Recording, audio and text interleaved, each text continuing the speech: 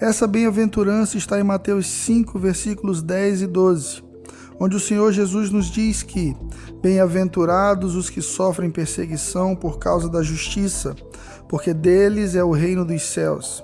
Bem-aventurados sois vós quando vos injuriarem, perseguirem e mentindo disserem todo mal contra vós por minha causa. Exultai e alegrai-vos, porque é grande o vosso galardão nos céus, porque assim perseguiram os profetas que foram antes de vós. O Senhor Jesus conclui as bem-aventuranças dizendo algo que atemoriza muitos cristãos, a realidade da perseguição. Cristo nos ensina que o mundo rejeitará a mensagem do Evangelho e os seus mensageiros, e que estes serão hostilizados, repudiados, muitas vezes odiados e perseguidos. Mas o Senhor não diz que isso devia nos afligir ou entristecer, mas antes que devíamos nos alegrar, porque os perseguidos são bem-aventurados, porque deles é o reino dos céus. Mas como nos alegrarmos diante de toda a dor física e emocional que a perseguição nos causa? Como enfrentar a perseguição pode ser um motivo para alguém se sentir abençoado? Eis a lição que podemos aprender hoje. Ao olharmos para toda a história da igreja, vemos que o povo do Senhor Jesus sempre foi um povo perseguido. Muitos foram feitos de tocha humana para iluminar a cidade de Roma e jogados aos leões no Coliseu. Tantos outros já foram degolados por extremistas islâmicos, presos, obrigados a trabalhos forçados e sistematicamente assassinados. Mas nada disso nunca parou ou impediu sua pregação do Evangelho, e que a igreja crescesse e se fortalecesse através do Espírito Santo e de sua convicção no amor de Deus e na salvação de Cristo. O apóstolo Paulo nos ensina em 2 Timóteo 3, verso 12, que todos aqueles que querem viver piedosamente em Cristo Jesus serão perseguidos. Suas palavras fazem eco às palavras do próprio Mestre, que advertiu seus discípulos de que eles seriam perseguidos por causa da sua fé em Cristo e da sua proclamação do Evangelho. No Sermão do Monte, o Senhor Jesus fala ao menos de 2 tipos de perseguição. Uma forma de perseguição é a perseguição física, que envolve agressões, torturas, prisões e mesmo a morte, e tem como alvo o corpo físico, a liberdade, o patrimônio da pessoa. Esse tipo de perseguição ainda é extremamente comum para milhares de cristãos ao redor do mundo na atualidade. Muitos países são extremamente hostis ao cristianismo.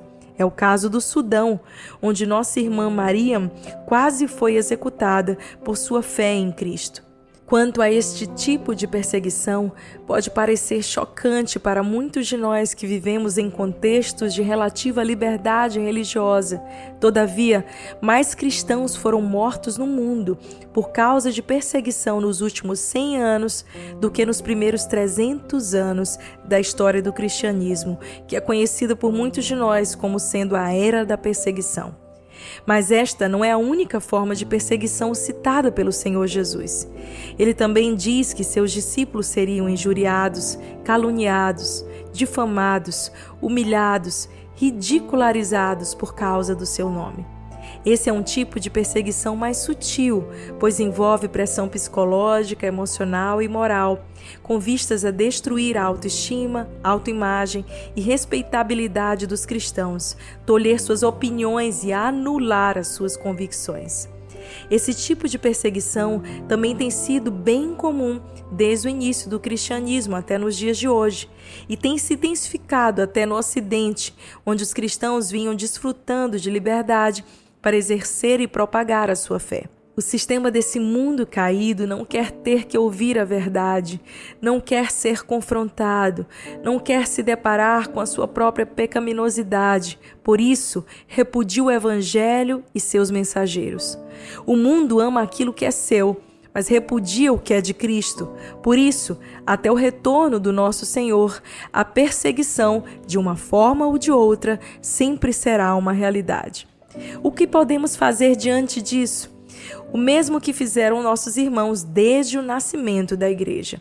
O livro de Atos dos Apóstolos conta para nós que, diante da perseguição que se levantou contra a igreja, a postura dos irmãos foi a de pedir ao Senhor para que desse a eles coragem para continuar a pregar o Evangelho. Eis as palavras da sua oração. Agora, pois, ó Senhor, olha para as suas ameaças e concede aos teus servos que falem com toda a ousadia a tua palavra. Atos 4, 29.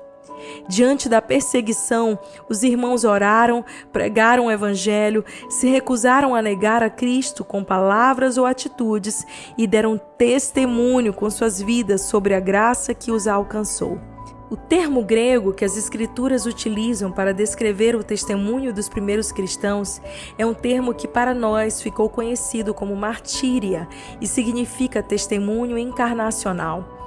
Os discípulos de Cristo encarnavam em suas vidas e atitudes o testemunho do Evangelho, de forma viva, real, autêntica. Tanto que muitos deles vieram a se tornar mártires, sofreram em seus corpos a punição por seu testemunho.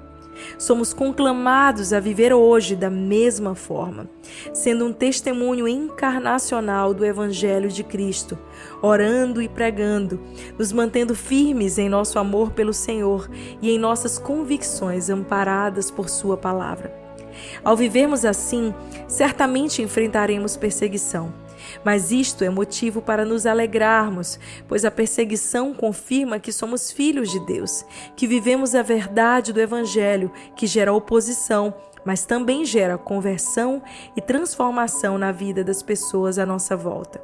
Somos chamados a sermos sal e luz em meio ao mundo que anda em trevas e podridão, e ao fazermos assim, seremos cada dia sustentados pela luz do próprio Cristo, que brilhando em nós e através de nós, dissipará as trevas.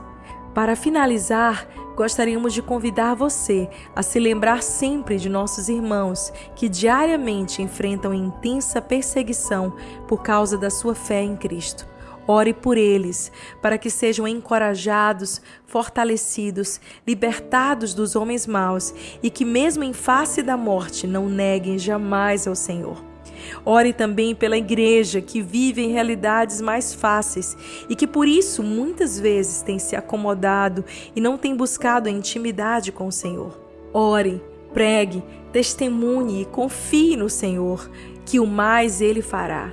Busque viver em seu dia a dia cada uma das virtudes produzidas pelo Espírito Santo, ensinadas por Jesus no Sermão do Monte, como vimos ao longo deste nosso estudo, Vivendo as Bem-aventuranças. Peça ao Senhor para que ajude você a ser humilde de espírito, a chorar em arrependimento pelos seus pecados e dificuldades, sempre aos pés dele, a ser manso, a ter fome e sede da justiça do reino de Deus, a ser cheio de misericórdia para com os outros, a ser puro de coração, a ser pacificador e a suportar a perseguição com alegria e esperança.